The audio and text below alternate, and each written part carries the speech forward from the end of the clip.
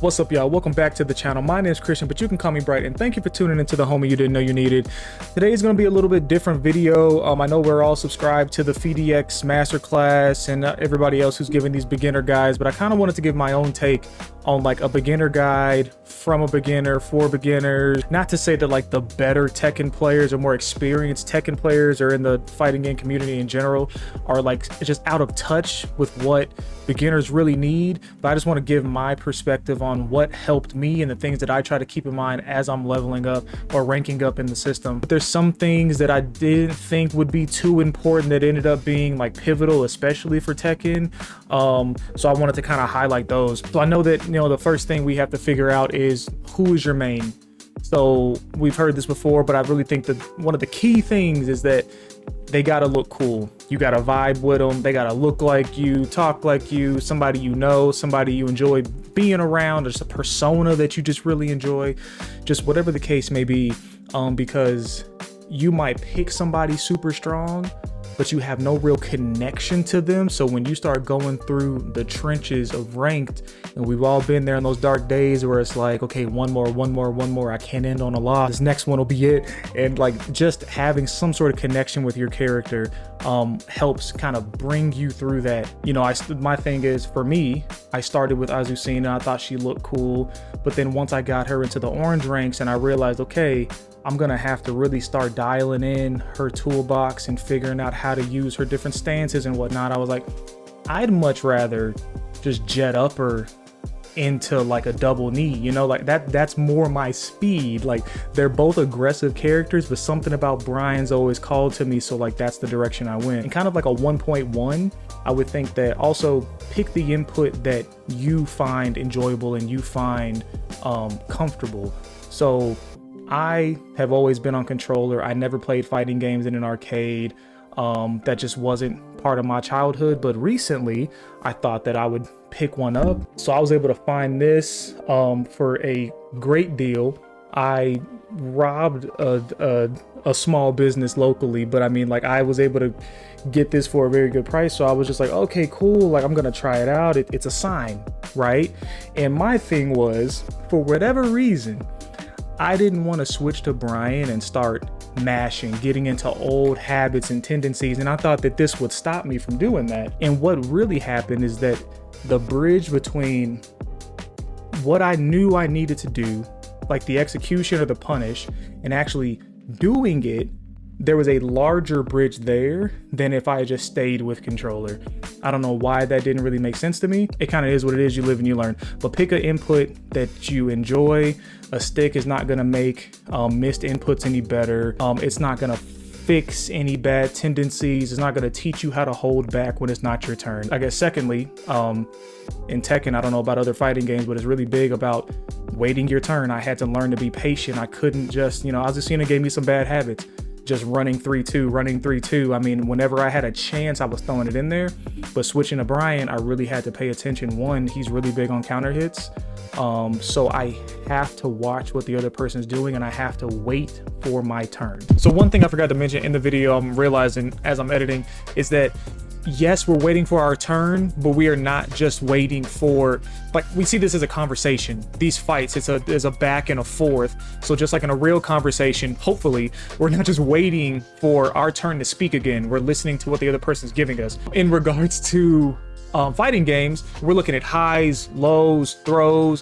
What are their tendencies? What are they blocking? What are they not blocking as we're going back and forth? Another way I like to think of it is like, remember in middle school where we had the reading assignments in class? So everybody had a paragraph that we had to read out loud and we had a little quiz at the end. The first thing you do when that activity starts is you count and see where you are, find your paragraph, and you review it. Make sure there's no words you don't know, make sure your cadence is right, make sure you look good in front of all your friends. So finding that paragraph is the same as going over your game plan. While you're waiting and you're taking in all this information from your opponent, you're looking at, okay, let me make sure I know what I'm doing when I come out of this stream, looking for things that you can launch, whatever the case may be. But as soon as your game plan is set, you go back to listening to the other people speaking. So you're still gaining context as the activity is going on. You don't want to be like know your game plan and then just sit back, because then when it's your turn, the quiz comes around, you only know about your paragraph, and then like you fail because you got one question right. That's the biggest thing, is that we are waiting our turn actively, so that what we see as the rounds go on can help us make better and better decisions as we are fighting that one person. Kind of the next thing I needed to make sure I was keeping in mind were frames. I would always see these in other fighting games, never really gave them a lot of, you know, I'm like, oh, I'm not that type of fighter. As competitive as I am, I was like, oh, no, I don't want to get that serious. I don't want to start looking at what's plus and what's minus. But it's like, if I want to rank up, that's just a key part of kind of progressing. Another thing is playing in ranked. I know that when I was younger, I never really liked to play online. I never really liked to engage in that community. I saw it as toxic, or it was just like too much energy and interaction. Like I didn't like the vibe of it. But I feel like, especially now, if you want to get better, you have to play online. You have to play ranked, because if you don't have any skin in the game, for me, if I'm not motivated by points or some sort of currency or whatever the case may be, it's like I'm just kind of like, quick matches are cool for warming up and going into practice for sure, but if I don't have any skin in the game and my opponent doesn't either, it's like kind of not why are we here, but at a certain point you have to raise the stakes. And I think you know, not being nervous about playing ranked. I was watching a video, Anakin, somebody said something similar, like, oh, I'm nervous to play ranked. And he said, what they gonna do, show up at your house? It's like, it's really not that serious. I think kind of also going off of ranked, a key thing is not to get too attached to your current rank. You're gonna win, you're gonna lose. I mean, like there's an ebb and a flow there, but I think that the key thing is, if you don't come out on top, what could you have done better? And that's the key thing I kind of look at when I'm looking at kind of replay. When I'm on YouTube, I'm not just looking at like, oh man, that was a cool match. I'm looking for my characters. I'm looking for bad matchups. I'm trying to see, okay, how did they punish that? What did they do in this situation? What's that combo they just hit? Which is another point. Like, I wouldn't say focus on kind of your bread and butters. I mean, you need to know like your kind of simple punishes, but I wouldn't focus on hitting some like optimal crazy combo every time, because especially online, things change. So you need to be able to figure out what you can do repeatedly, kind of efficiently, to get you through the match. I've seen some people say don't worry about combos and don't try to like I said, not go for like some optimal every time. Something I had an issue with is that I would punish with Brian. I'd get, you know, a snake edge, I'd get an orbital, I'd launch off a jet upper, and then they're just flying, and I'm like, shit, I didn't think I'd get this far. And then I'm just stuck because I don't know the rest of that. So it's like really working on execution. Something I've been working on too. Pick a main character and input. Don't be afraid of ranked. Wait your turn, play nice. You can't just go in there mashing buttons all the time. I love those people. If I see a Huarang, if I see a Lee, mainly those two, I'm just waiting for them to start mashing. It's just something about them.